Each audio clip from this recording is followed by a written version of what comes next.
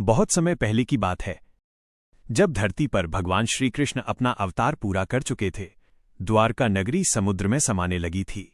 उसी समय एक रहस्य जन्म ले रहा था, ऐसा रहस्य जो आगे चलकर जगन्नाथपुरी की पहचान बना। कहते हैं कि भगवान श्री कृष्ण के देह त्याग के बाद उनका हृदय साधारण नहीं था, वो दिव्य और अमर था। पांडवों ने उनके शरीर का अंतिम संस्कार किया, लेकिन उनका हृदय अग्नि में भी नहीं जला। वो दिव्य हृदय समुद्र की लहरों में बहता हुआ दूर निकल गया। उसी समय उड़ीसा के राजा इंद्रद्युम्न भगवान विष्णु के परम भक्त थे। एक रात उन्हें स्वप्न आया।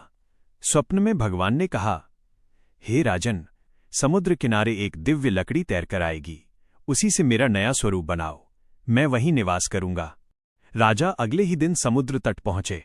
वहां सचमुच एक अद्भुत नीम की लकड़ी मिली, जिसे दारू ब्रह्म कहा गया। उस लकड़ी से दिव्य प्रकाश निकल रहा था। लेकिन अब प्रश्न था, मूर्ति कौन बनाएगा? तभी एक वृद्ध बढ़ई वहां आया। उसने कहा, मैं मूर्ति बनाऊंगा, लेकिन मेरी एक शर्त है, जब तक काम पूरा न हो कोई भी कमरे का द्वार नहीं खोलेगा। राजा मान गए। बढ़ई कमरे के अंदर चला गया। कई दिनों तक अंदर से मूर्ति बनाने की आवाजें आती रहीं, लेकिन अचानक एक दिन आवाजें बंद हो गईं।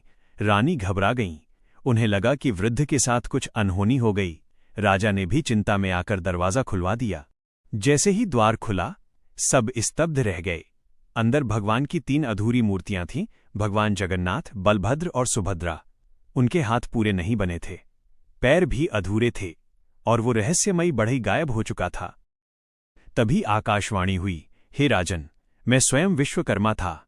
तुमने अधीर होकर द्वार खोल दिया, लेकिन अब मैं इसी अधूरे रूप में पुरी में निवास करूंगा, ताकि संसार समझे कि भगवान रूप से नहीं, भाव से पूर्ण होते हैं। तभी से भगवान जगन्नाथ उसी अधूरे लेकिन दिव्य स्वरूप में जगन्नाथपुरी में विराजमान हैं।